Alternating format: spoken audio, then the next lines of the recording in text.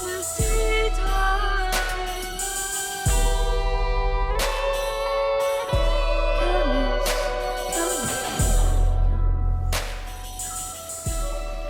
Hello and welcome back to Chemistry Time. In today's discussion, we'll be discussing types of energy that are associated with chemical and physical changes, system and surroundings, and internal energy, heat, and the first law of thermodynamics.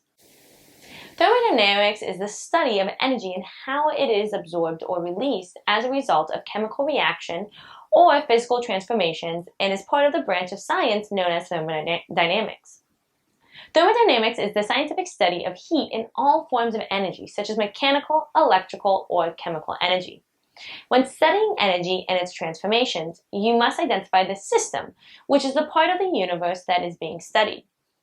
The part of the universe that the system interacts with is referred to as the surroundings.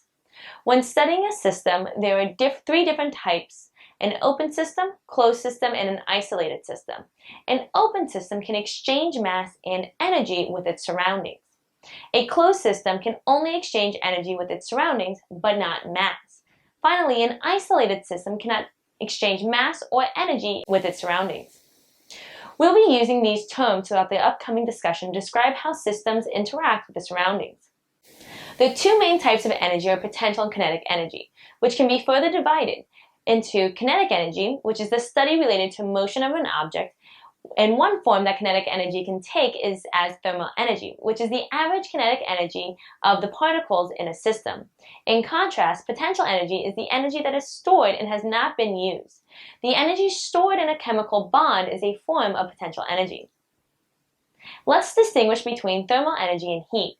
Thermal energy is the energy associated to the random motion of atoms and molecules, which is directly proportional to the temperature of a given system.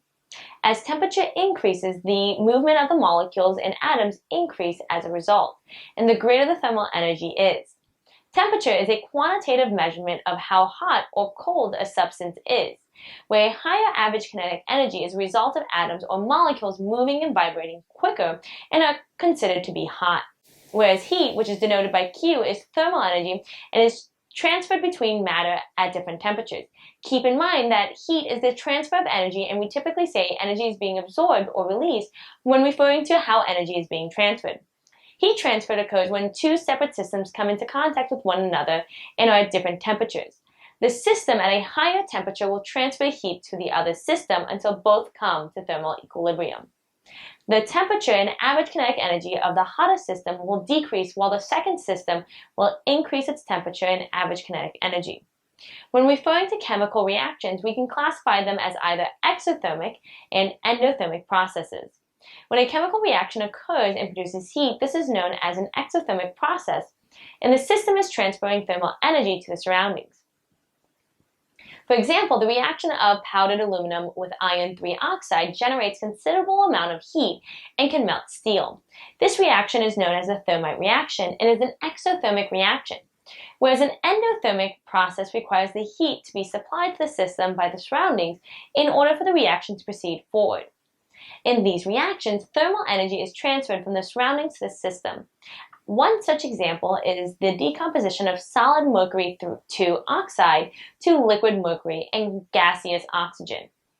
This process requires energy to be supplied to it and is an endothermic process. Something important to note is if we were to look at an energy diagram of exo and endothermic reactions. For an exothermic reaction, the energy of the products is lower than the energy of the reactants and is the driving force for the reaction to proceed forward. However, for an endothermic reaction, this is the opposite. The energy of the products is higher than the reactants and requires the energy that is being absorbed for the reaction to proceed forward. Thermodynamics, as I mentioned, is part of a larger field of physics that studies the interconversions of heat in all the forms of energy. In thermodynamics, we study the state of a system, which is defined as a set of values that gives a complete description of the system, including temperature, pressure, amount of substance, chemical composition, and physical state of matter. State functions are defined as the total change to the properties of a system and do not depend on the path it takes. Examples of some state functions include mass, energy, pressure, temperature, and volume. When looking at the magnitude of of change of a state function, you are looking at the final and initial states. For example, if you're planning on hiking up a mountain and you go up Route A, which is the scenic route, and another group goes on Route B, which is the shorter route, but both routes end at the same location. Regardless of the path you took, your change in elevation is the same because elevation is a state function and is dependent on only the initial and final elevation. There are different laws of thermodynamics that gives us more insight into different energetic processes. The first law of thermodynamics is a version of the law of conservation of energy and states that heat is a form of energy and energy cannot be created or destroyed, and the energy of the universe is constant. This law is expressed mathematically as a change in energy of the universe is equal to the sum of the change of energy of the system and surroundings, which is all equal to 0, with U denoting internal energy. The symbol delta means change and is final minus initial. Because the equation is equal to 0, the change in energy of a system is equal to the same magnitude but opposite sign to the change in energy of its surroundings. This means that any energy lost by the system must be transferred to its surroundings. Energy is defined as the capacity to do work or transfer heat and is equal to the sum of heat, denoted by Q, and work denoted by W. In chemistry, we are concerned about the heat that is being released or absorbed by the system and the work that is being done on or by the system. It is important to understand the sign convention for heat and work for when you set up a problem. If the system absorbs heat, then Q is positive, which indicates an endothermic process. When the system loses heat, then Q is negative, and this is an exothermic reaction. When work is done on the system by the surroundings, for example, a decrease in volume, work is positive. However, if work is being done by the system on the surroundings, for example, an increase in volume, then work is negative. Let's do an example for calculating the overall change in internal energy, delta U, in joules for a system that absorbs 140 joules of heat and does 122 joules of work on the surroundings. The first thing we need to do is identify the signs of heat and work, and we can do this by identifying key words in the problem. Heat is positive because the system is absorbing energy, and work is negative because the system is doing work on the surroundings.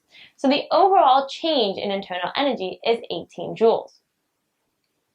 I know we covered a lot of terminology in today's discussion, but these concepts will be very important as we continue our discussion on thermodynamics. We introduced the energy associated with chemical and physical changes. We defined our system and surroundings and how energy and heat are transferred between them. Finally, we introduced the first law of thermodynamics. Thank you for joining me today and have a wonderful day. Thank you. Chemistry time.